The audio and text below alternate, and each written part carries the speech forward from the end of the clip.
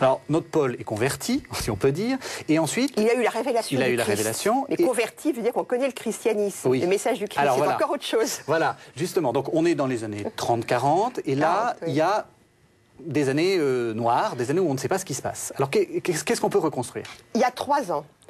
Alors 3 ans dans lesquels Paul dit lui-même, s'appuyait toujours sur son témoignage autobiographique, qu'il est allé en Arabie. Alors l'Arabie, c'est pas clair. Hein. L'Arabie, c'est dans l'Antiquité le pays des nomades. Donc ça peut être le désert au sens très large, désert en Égypte, désert syrien, partout il y a des nomades, et ça peut être l'Arabie au sens de région non gouvernée par Rome, la région de Pétra, si vous voulez, et au-delà. Alors, ce qui est intéressant, c'est que 3 ans, c'est l'âge d'un stage dans la formation pharisienne et rabbinique. Alors, est-ce que Paul a fait un stage? Est-ce qu'il a fait comme Flavius Joseph, qu'il est allé au désert, qu'il a fréquenté tous les maîtres qui prêchaient au désert, dans une quête du maître authentique, et certains proposent qu'à ce stade, il aurait par exemple fréquenté l'établissement de Qumran, celui qui a produit les manuscrits de la Mer Morte. C'est vraisemblable ou... C'est possible. Flavius Joseph a fait cela. Allez voir tous les maîtres qui prêchaient au désert à cette époque. L'autre interprétation, c'est qu'il a été rejeté complètement à la fois par les Juifs et par les chrétiens et par les Romains comme fauteur de troubles, tout ce que vous voulez, et qu'il est parti alors en exil, en Arabie, au sens géographique et politique du terme, hors des limites de l'Empire romain, dans la région de Pétra.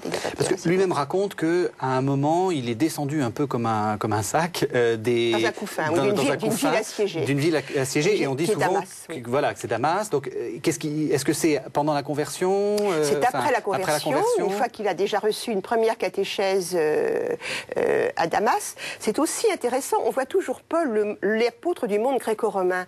Mais cette première phase, elle est en milieu sémitique. Et c'est à Damas, dans ces groupes chrétiens sémitiques, qu'on retrouvera, qu'on va perdre de vue et qu'on va retrouver ensuite dans la littérature syriaque, c'est là qu'il reçoit sa première catéchèse. Alors, il y a les 3 ans, et ensuite, on a un peu plus... Il revient à Jérusalem. Il revient à Jérusalem. Alors qu'est-ce qui se passe? C'est ce qui me fait dire que ces 3 ans sont en fait des moments de formation. C'est son noviciat. Voilà, moi c'est mon avis, et qu'il achève donc à Jérusalem, où il reconnaît donc qu'il a besoin d'apprendre quelque chose des disciples directs de Jésus. Lui, l'apôtre par révélation, il a besoin de connaître ceux qui ont une transmission de ceux qui ont connu directement Jésus. Parce que par exemple, vous le savez bien, le premier récit de l'Eucharistie, de la scène, c'est Paul qui le donne, mais il n'était pas à la scène. Oui. Donc tout cela implique qu'il a eu besoin d'une catéchèse de disciples directs de Jésus. Et alors, à Jérusalem, comme il le dit, il va voir Pierre, auprès de qui il est resté quelques semaines, il le précise, et Jean et Jacques. Donc nous voyons aussi que les groupes chrétiens à Jérusalem ne sont pas uniques, qu'il y a plusieurs tendances, plusieurs pôles de rassemblement, plusieurs figures, et que Paul donc va de l'une à l'autre. Alors, il est reçu, à votre avis, comment? Fraîchement ou... Alors, les Actes des Apôtres disent que les groupes chrétiens de Jérusalem ont toujours eu des réticences vis-à-vis de Paul, surtout le groupe de Jacques, qui est le groupe donc fidèle au judaïsme, qui n'est pas...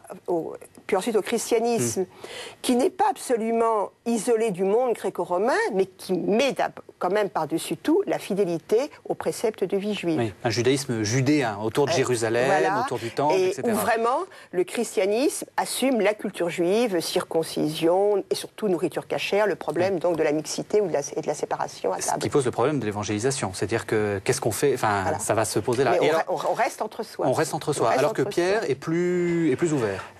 Pierre a au moins des comportements qui évoluent, et ensuite il se lance dans la mission internationale, pourrait-on dire. Donc il est comme Paul.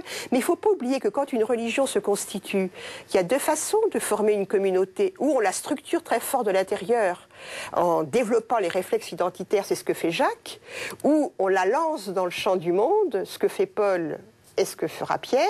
C'est 2 comportements peut-être nécessaires pour qu'une religion s'installe. Eh bien, merci beaucoup. Les 5 minutes sont en train de passer du module, et la semaine aussi. Je rappelle à nos auditeurs que vous venez de faire republier Saint Paul aux éditions Fayard. Et en fait, on se retrouvera la semaine prochaine pour la suite de la vie de Paul, et toujours en votre compagnie. Merci beaucoup.